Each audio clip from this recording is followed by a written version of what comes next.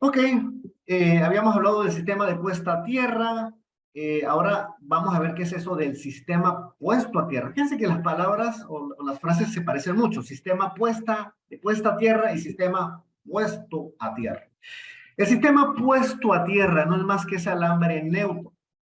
No es más que ese alambre que efectivamente en el punto del servicio o en el secundario de un transformador va a estar aterrizado porque es la referencia que se requiere para que los voltajes, para que no haya diferencia de voltajes entre las fases.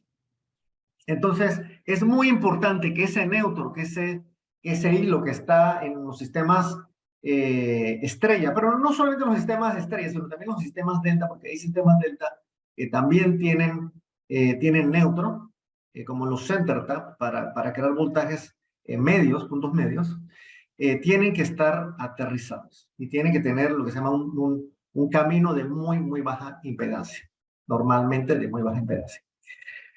Eh, Esto, pues la norma lo tiene bastante, muy bien descrito en lo que es los artículos 250.20, el 250.30, que hace referencia pues a lo que son los sistemas derivados separados.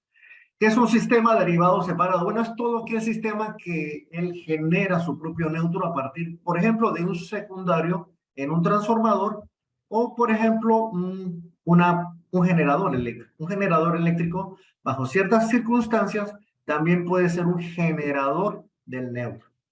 Otra circunstancia que es la más general es la del servicio, de que el panel principal o la tapia que alimenta la industria, el centro de datos digamos, la parte de una casa o un edificio, pues esa entrada de la concesionaria, ella viene o se crea el neutro a partir de esa tapia o de ese punto de servicio, ¿verdad?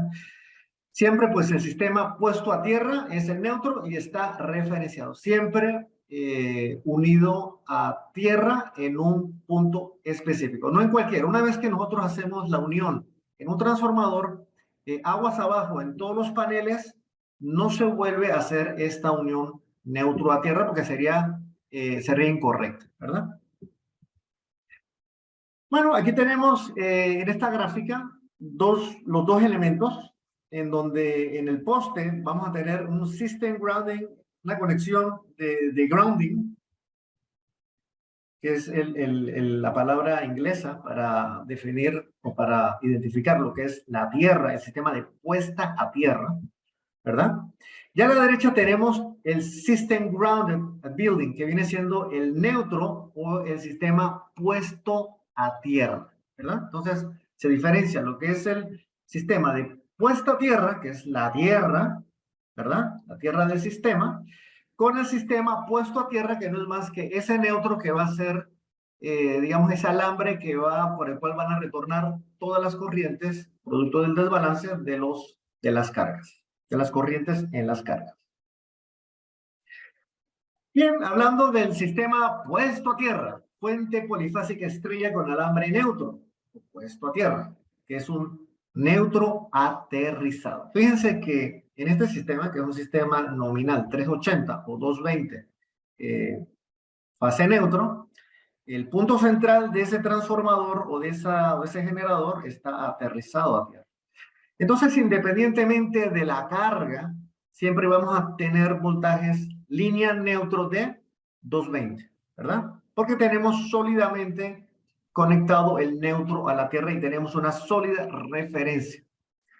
Entonces, entre línea y línea vamos a tener esos 380 voltios y entre línea y neutro vamos a tener los 220 voltios, que viene siendo pues más o menos la raíz cuadrada de 380, ¿verdad? Esto es como tiene que hacerse en las instalaciones. Siempre el neutro o el alambre puesto a tierra bien sólidamente aterrizado al, el, al, al sistema de tierra. Vamos a presentar un problema que no es tan común, pero sí lo he visto en la industria, en sistemas comerciales y en sistemas pues, residenciales. Y es que a veces el neutro, no, por ejemplo, los transformadores no se aterriza. Entonces se deja lo que nosotros decimos el neutro flotante. Entonces aquí vemos una fuente polifásica, una fuente trifásica, estrellas sin alambre neutro puesto a tierra. Entonces, sí, está el neutro, pero no está puesto a tierra. Con lo cual, el neutro se considera flotante porque no tiene esa referencia al voltaje cero que es la varilla de tierra.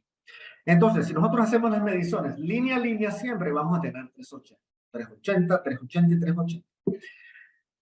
Pero si tenemos cargas que no son equilibradas o que no tienen la misma impedancia, entonces ahí donde vamos a tener los problemas porque los voltajes línea neutro no van a ser siempre 220, sino que puede haber una variación entre 0 y 300 hasta 380, ¿verdad?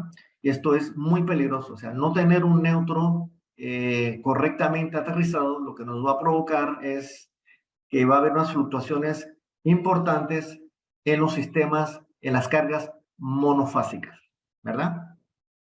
Y esto, por ejemplo, pasa en sistemas residenciales, es muy común, por ejemplo, cuando en la tapia, que lleva con los sistemas monofásicos de dos fases, sistemas 240, por ejemplo, y el viento mueve los cables y rompe de alguna manera el neutro. Entonces, dentro de la casa vamos a tener dos voltajes diferentes. Vamos a tener unas lámparas que están estallando porque tienen mucho voltaje y vamos a tener otras áreas de la casa que no van a tener casi voltaje y va a estar muy débil, por ejemplo, la iluminación, ¿no? O los equipos. Y eso es producto de que el neutro, al estar flojo o haber perdido esa referencia de tierra, lo que va a crear son voltajes diferentes dentro de la residencia. No sé si a ustedes les ha pasado o han tenido esa experiencia, pero es bastante común.